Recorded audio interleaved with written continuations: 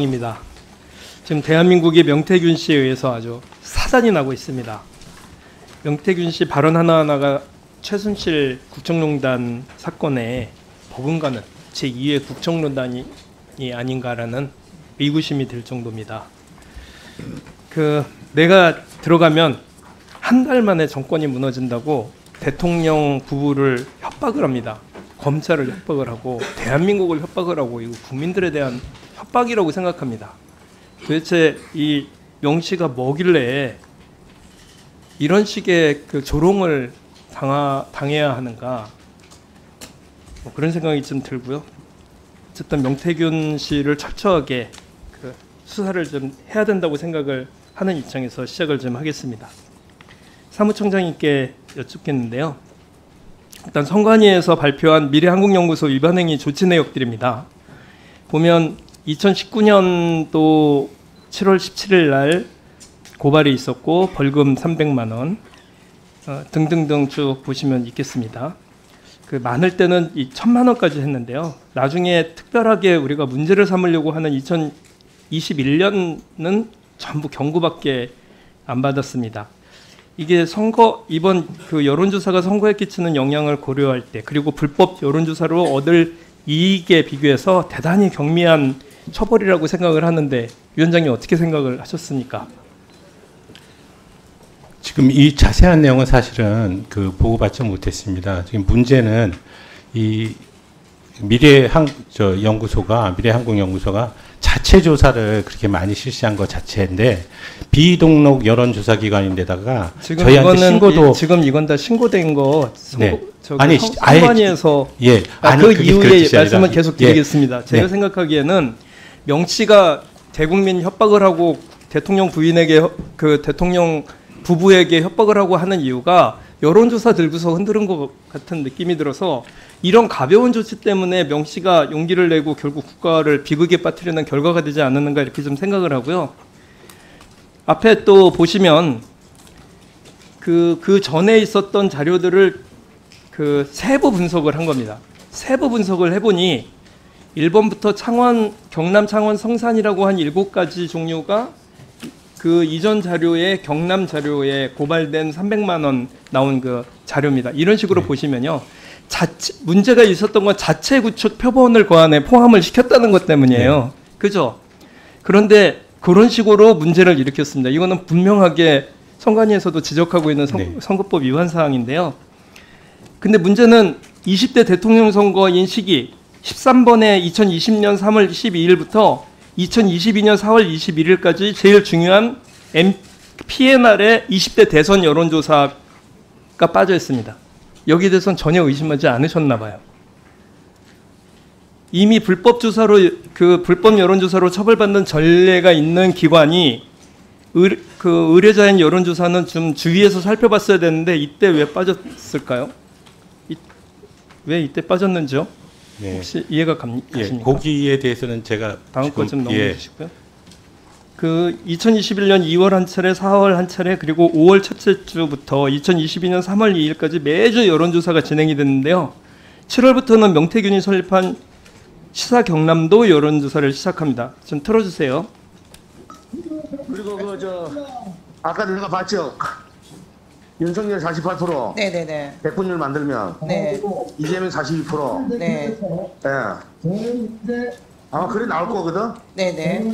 하여튼 조사 돌리면서 할 때마다 나한테 좀 얘기를 해줘요. 알겠습니다. 작업 다 하고 나한테 얘기하지 말고 수정 또 해야 되니까. 네네. 맨날 윤석열한테 뭐가 얘기해야 돼. 알겠습니다. 맨날 윤석열이한테 보고해줘야 돼. 보고를 계속 했다는 얘기고, 윤석열 당시 후보가 알고 있었다는 거를 뜻하는 거죠. 그러면 이런 불법 여론조사를 한 의뢰인이라고 생각을 하는데, 그 의뢰인에 대해서는 어떤 처벌을 받습니까? 이게 문제가 됐을 때는.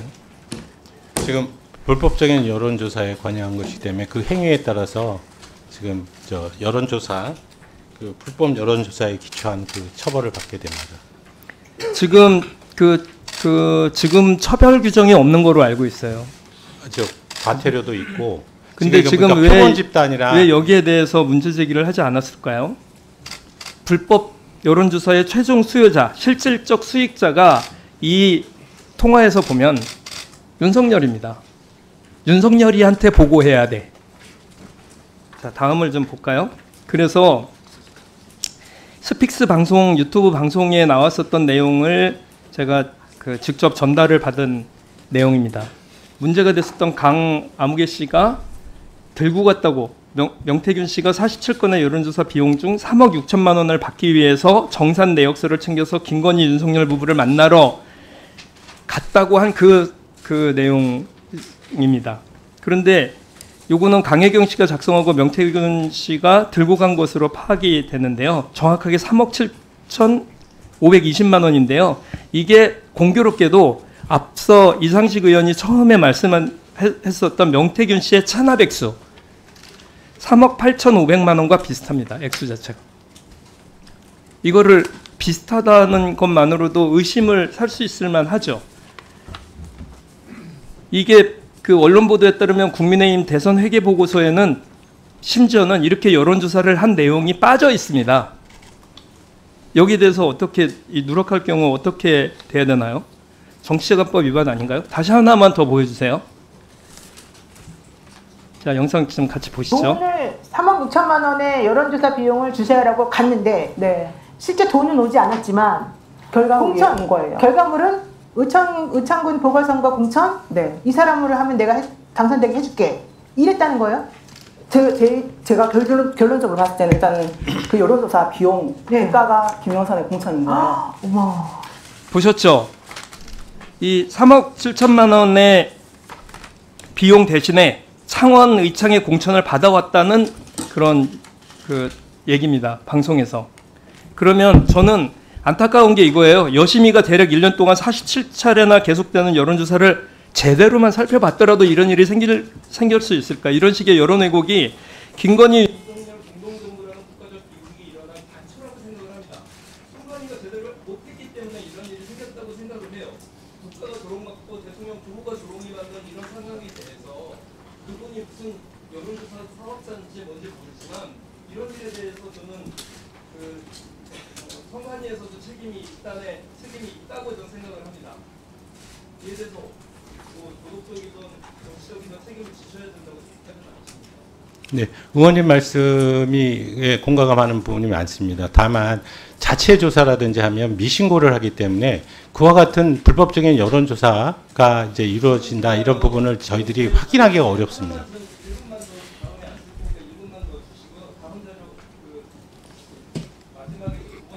지금 본 질의는 추가 시간을 드리지 않는 걸로 원칙을 합니다. 그러니까 한 30초 내에서 제가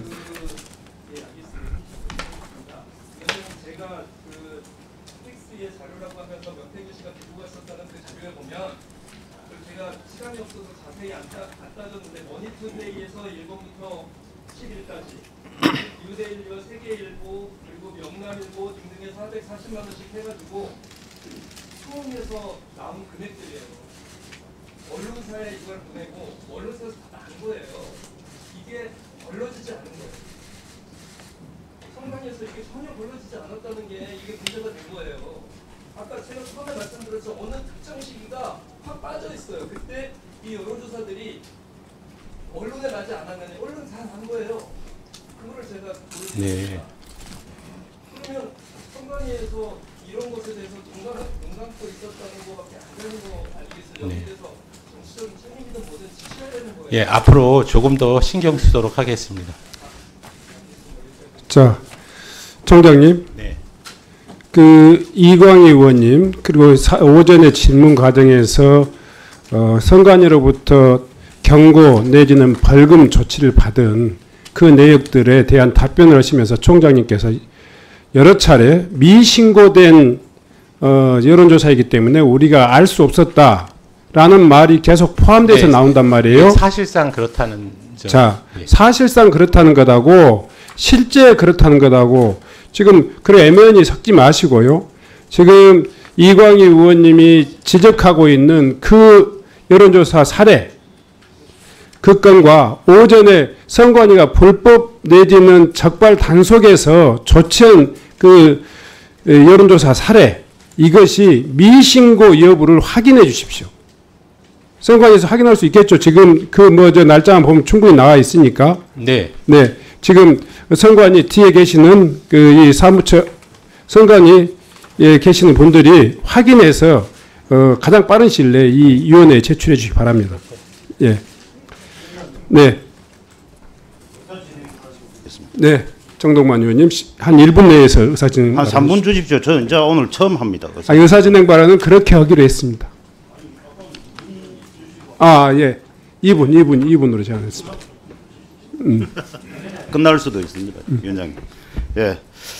저도 이제 국감이 21대 때 하고 저 두 번째입니다. 야, 정말 전 놀랐습니다. 그 첫날 행안위에서 대통령 관저 가지고 여기에 계신 분들 전부 다 질문합니다. 오늘 공천 개입 관련해서 한 분도 빠짐없이 지금 계속하고 있습니다. 저는 이런 국감 처음 봅니다. 한 분 한 분이 다 사법기관이지 않습니까?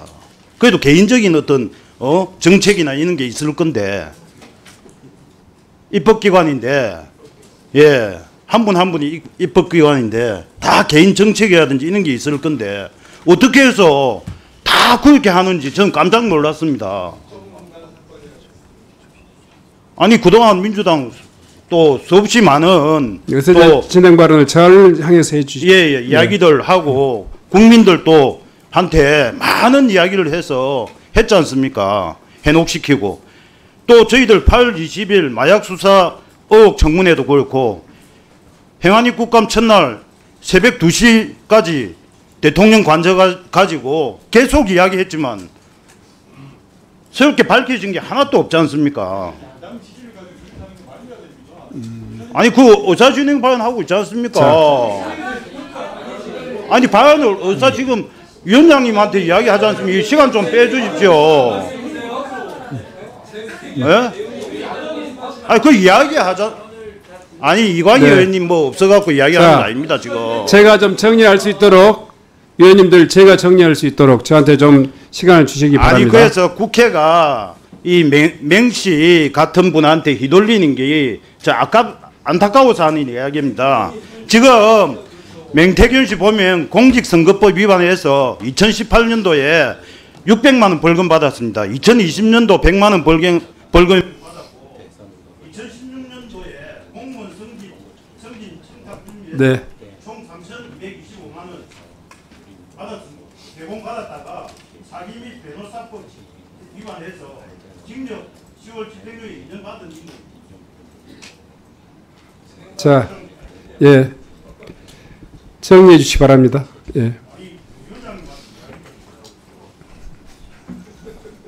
자, 아니 제가 이 정해져 있는 이 규칙대로 운영하고 있으니까 한 30초 내에서 정리해 주시기 바랍니다. 네.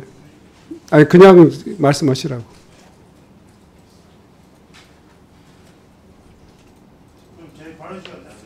네.